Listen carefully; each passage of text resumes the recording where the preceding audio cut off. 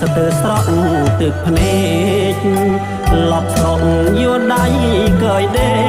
កទឹកភ្នែកស្ទើរស្រក់ដល់ដៃគួរទូចគួរធំប្រសាទតាព្រំនៅផងណៃកូនក្មេងទូចធំនៅប្រុសស្រីតាយាយគឹមត្រួល្អមែនអើយរមៀលឃើញគួររួតសំបាយចិត្តមែនទេទឹកហូតលើភ្នំគូលែនសំបាយចិត្តមែនទេខ្លួនខ្ញុំជែកព្រីកចៃចានអើយនៅលើខ្នងភ្នំបានលឺសំលេងនៅសាច់យំគិតក្រមុំពងពុំ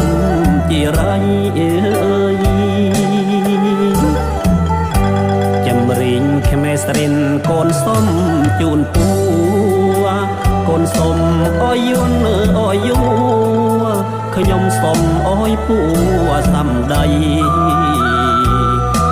ទាវបុតទាវដានអើយលោកតាមហារស័យ